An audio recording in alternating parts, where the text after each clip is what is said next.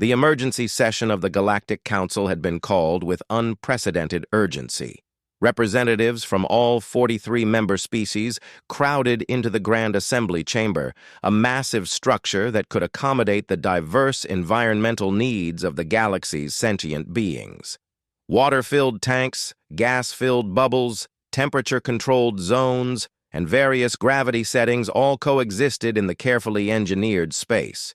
In the section reserved for observers, the entire human delegation waited with barely concealed nervousness. It had been 3 standard months since humanity's dramatic introduction to galactic civilization, and the Council had finally reached a decision about humanity's petition for membership.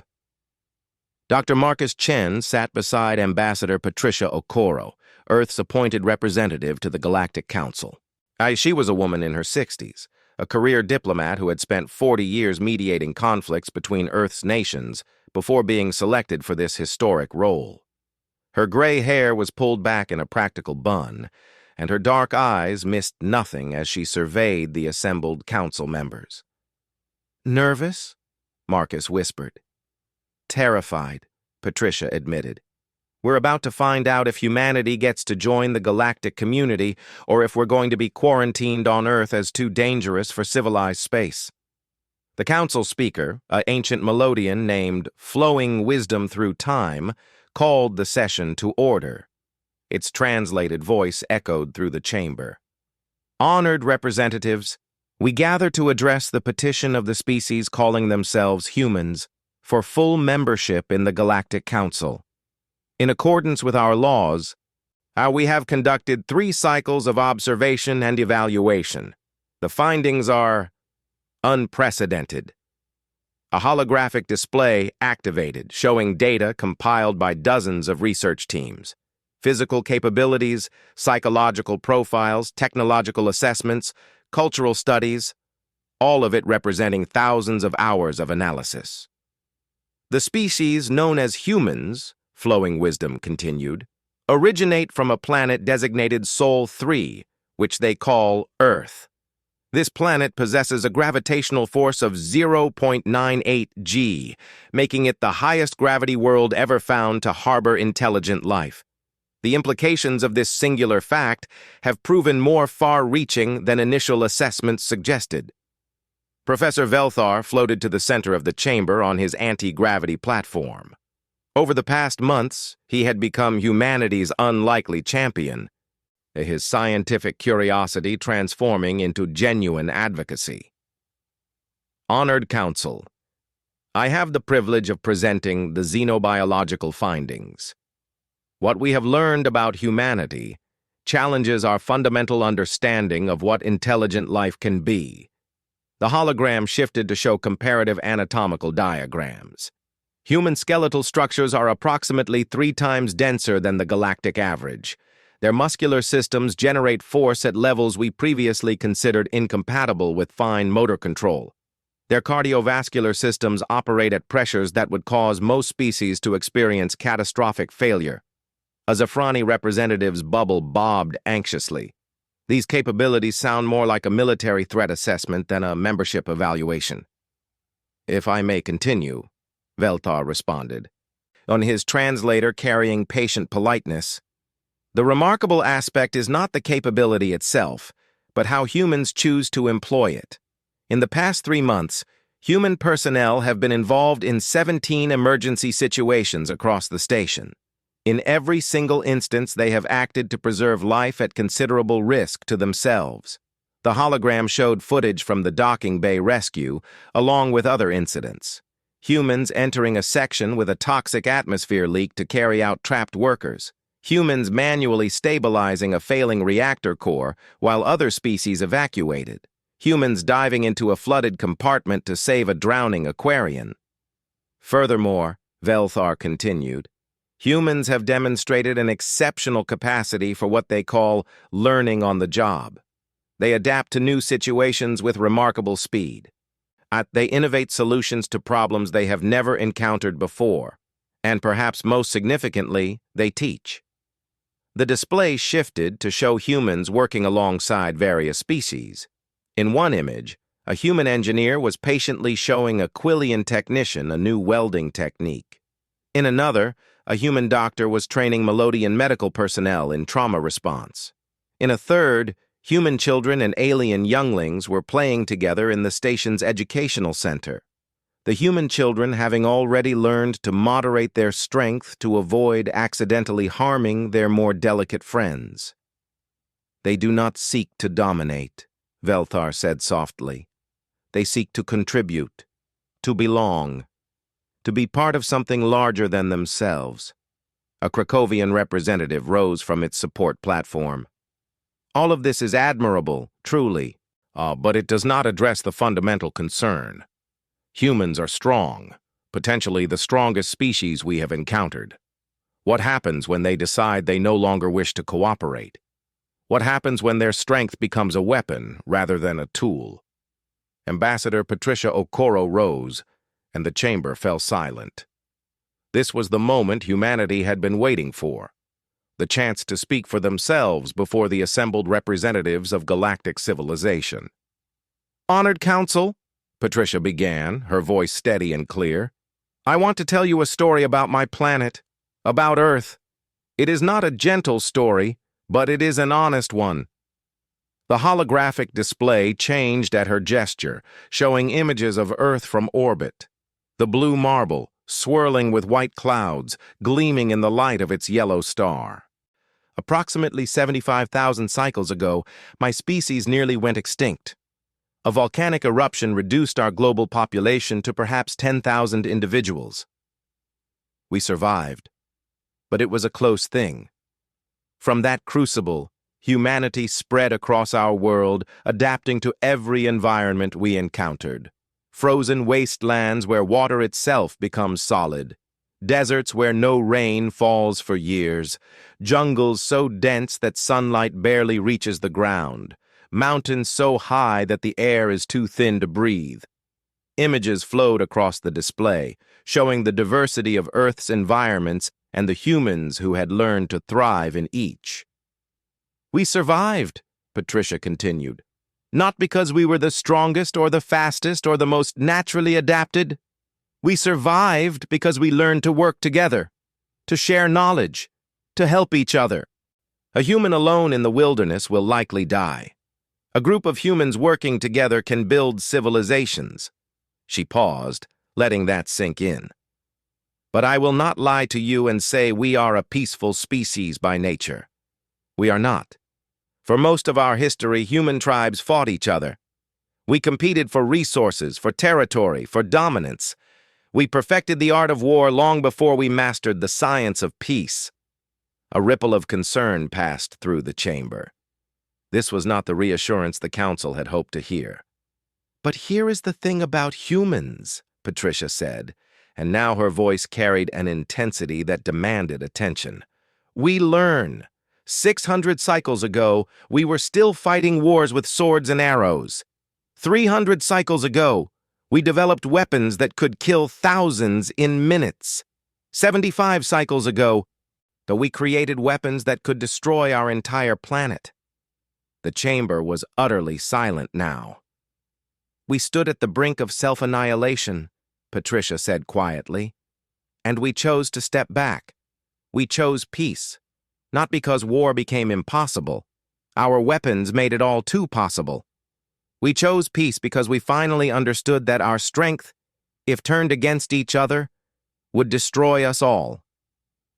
She gestured, and the display showed images of Earth's united government, of international cooperation, of humans from different cultures working together to explore space. "We learned that our strength is not a weapon to be used against the weak. It is a responsibility to protect those who cannot protect themselves. We learned that diversity makes us stronger, that cooperation achieves more than competition, and that the measure of a civilization is not how well it treats its strongest members, but how well it treats its weakest." Patricia looked around the chamber, making eye contact with as many representatives as possible. "You ask what happens when humans decide to stop cooperating. I cannot give you absolute guarantees. No species can predict its own future with certainty. But I can tell you this. We have spent the last 75 cycles building a culture based on cooperation, on mutual respect, on the idea that strength exists to protect, not to dominate. A shard entity resonated a question. Yet you still maintain military forces. Your ships are armed. You have weapons capable of planetary destruction. We do, Patricia agreed. Because we know the universe is dangerous. Because we remember our history and know that hoping for peace while being unprepared for war is foolish. But our military doctrine is fundamentally defensive. We train our soldiers not just to fight, but to build, to rescue, to heal. Because we learned that a warrior who knows only destruction is a threat even to their own people. She paused, then smiled. Besides, I suspect that if humanity tried to conquer the galaxy, we would fail spectacularly. Not because other species would stop us, though I hope they would, but because our own people would refuse to participate.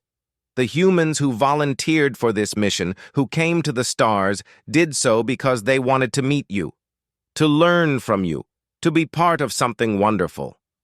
Marcus Chen stood, joining Ambassador Okoro at the speaking platform. If I may add something, he said. Why, I've spent 3 months living among you, working with you, learning from you, and you know what I've learned? That every species here has something incredible to offer. The Melodians understand fluid dynamics in ways we can barely comprehend. The Zephrani perceive atmospheric phenomena we can't even detect. The shards process information through quantum resonance. It's beautiful. He looked around the chamber. We're the strong ones, yes. The heavy worlders. The beings who can lift what others cannot, endure what others cannot. But strength isn't everything. We need your knowledge, your perspectives, your unique ways of understanding the universe. Alone, humanity can survive. Together with you, we can thrive. Professor Velthar floated forward again. Honored Council, I would like to share one final observation.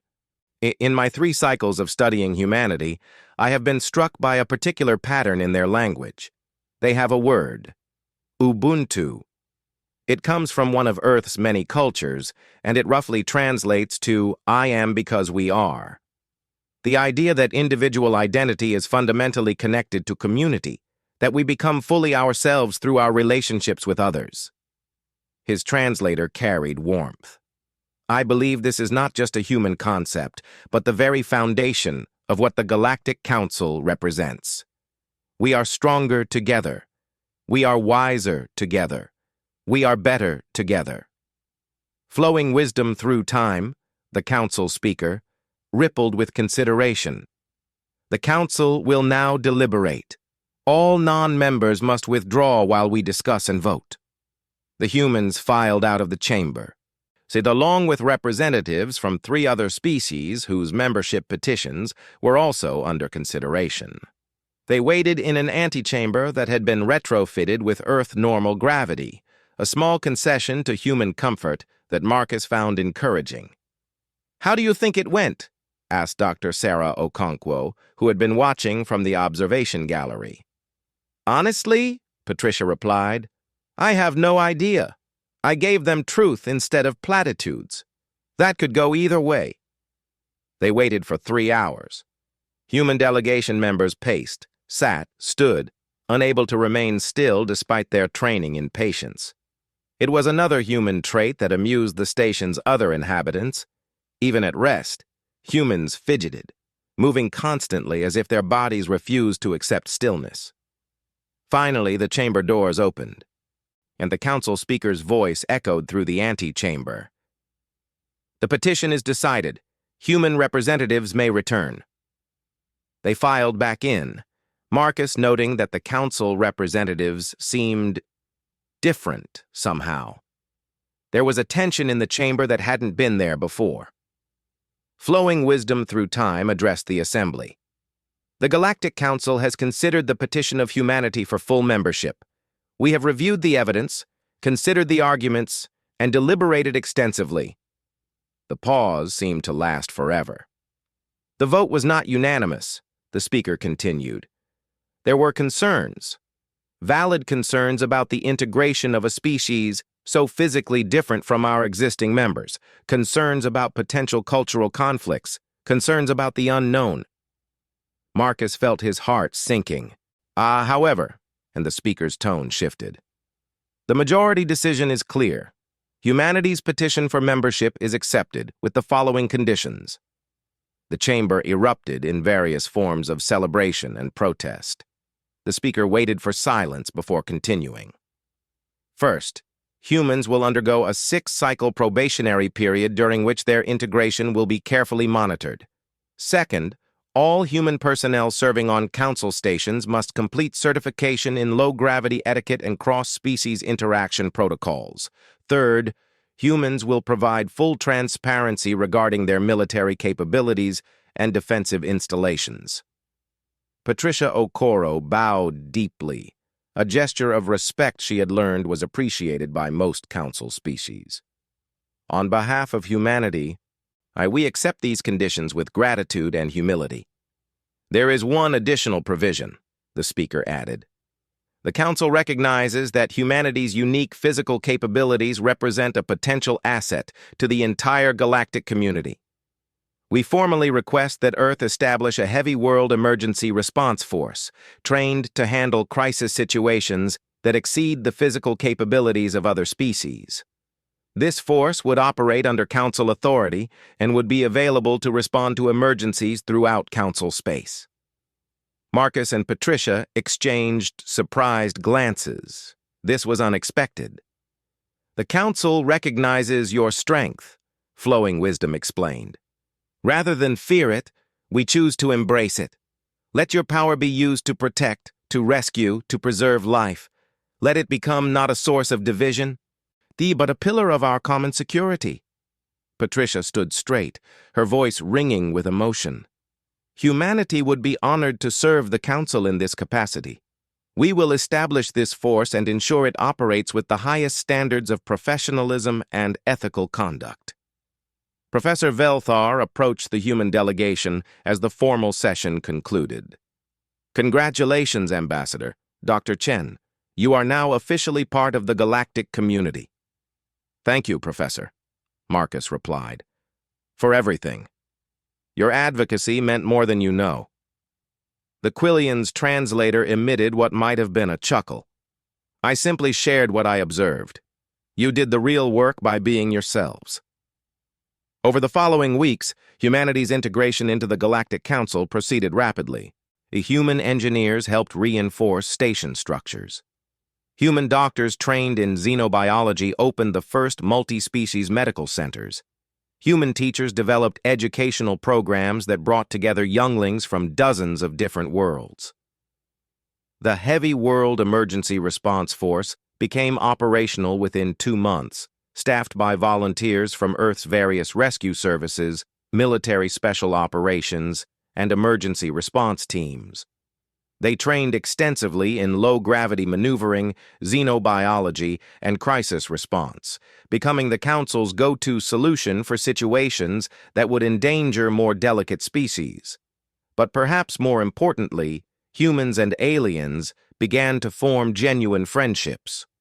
Cultural exchange programs brought Earth music, art, and literature to the galaxy, and while humans eagerly absorbed the knowledge and creativity of their new neighbors, mixed species research teams made breakthroughs that neither humans nor aliens could have achieved alone.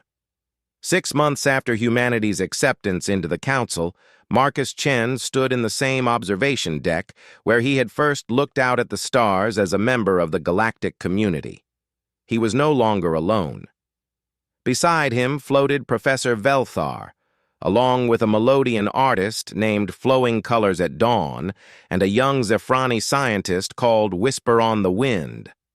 I have been thinking, Velthar said, about the presentation I gave, about my assertion that no species could endure 1G gravity. Having second thoughts, Professor? Marcus asked with a smile. Not second thoughts, rather expanded thoughts. I was correct in my analysis of the species we knew. I was wrong in assuming that our knowledge was complete. His optical sensors focused on the stars visible through the viewport. The universe is vast, Dr. Chen. Somewhere out there might be species from even higher gravity worlds, 1.5G, 2G, perhaps more, species that would make humans seem delicate by comparison. Marcus considered this. Would that bother you? Finding out there's always something more extreme, something beyond what we thought possible? On the contrary, Velthar replied, it would be wonderful, because it would mean there is always more to discover, always more to learn. The day we think we know everything is the day we stop growing. Flowing colors rippled with agreement. You humans have taught us something valuable. You have shown us that strength and gentleness can coexist. That power can be used to protect rather than dominate. That being different does not mean being enemies. We learned those lessons the hard way, Marcus admitted. Through centuries of mistakes and conflicts, we are still learning, really, still trying to be better than we were. Whisper on the Wind's bubble contracted and expanded in what Marcus had learned was the Zafrani equivalent of a thoughtful nod. Perhaps that is the most important lesson of all, that growth never stops, that we are always becoming, never simply being. They stood together in comfortable silence, 4 beings from 4 different worlds, shaped by 4 different evolutionary paths, united by curiosity and friendship. Behind them, the station bustled with activity as dozens of species went about their daily lives, working together, learning from each other, building something new. In the months since humanity's arrival, the Galactic Council had changed, not in its fundamental mission or values, but in its understanding of what was possible.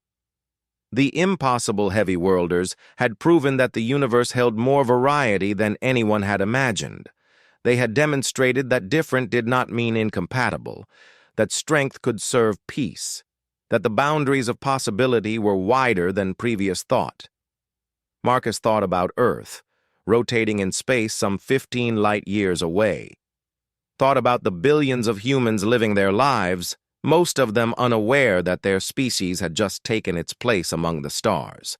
And thought about the journey that had brought humanity from caves to starships, from tribal conflicts to galactic citizenship. It had been a long road, and there were many more roads ahead. Challenges to overcome, mistakes to learn from, growth to achieve. But for the first time in human history, that growth would happen in partnership with others. Not alone in the darkness, but together in the light. Professor, Marcus said quietly, you asked me once why I was still standing. Do you remember? I do, Velthar confirmed, when you first revealed yourself to my presentation. I gave you the simple answer then, but there's a deeper truth. I'm standing because my ancestors stood, because millions of years of evolution on a harsh world taught us that you either stand up or you fall down, and if you fall down, you get back up. Again and again, no matter how hard it gets. He gestured at the stars, at the vast expanse of space that humanity was only beginning to explore. But now we're not just standing for ourselves anymore. We're standing for each other. Humans and Quillians and Melodians and Zafrani and all the rest, we're standing together. Yes, Velthar agreed, his translator carrying warmth. We are standing together. And perhaps in time, we will teach each other to stand even stronger. Flowing colors created a small holographic sculpture in the air between them, a representation of their 4 species, intertwined in an artistic expression of unity. I propose we commission a memorial for the station's central plaza, something to commemorate this moment when humanity joined the galactic community. What should we call it? Marcus thought for a moment, then smiled. How about still standing? A reminder that no matter what challenges we face, no matter what obstacles the universe throws at us, we face them together, and we keep standing. The others agreed, each in their own way. A whistle of approval, a ripple of artistic appreciation, a bubble's gentle pulsing.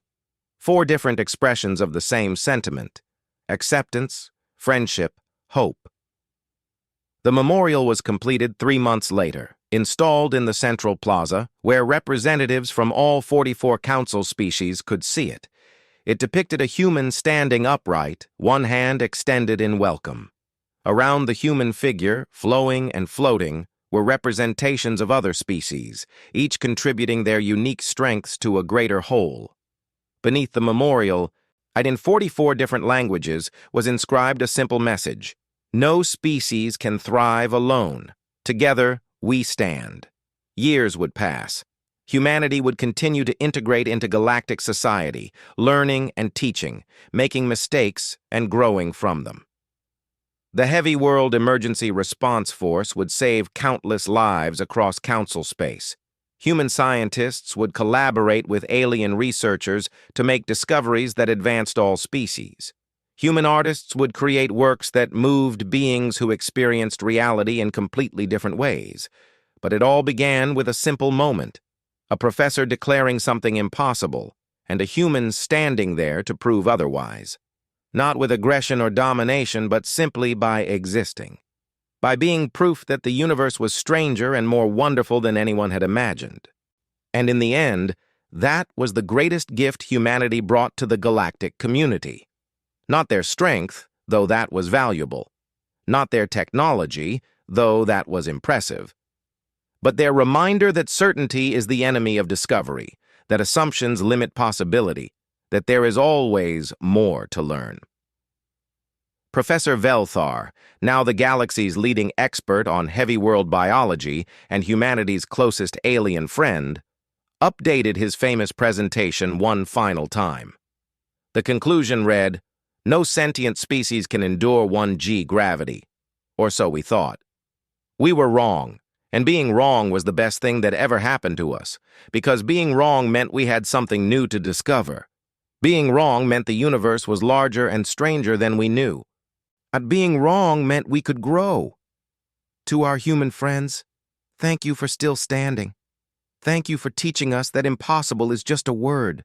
Thank you for showing us that strength and kindness can coexist. Thank you for reminding us that we are always becoming, never finished.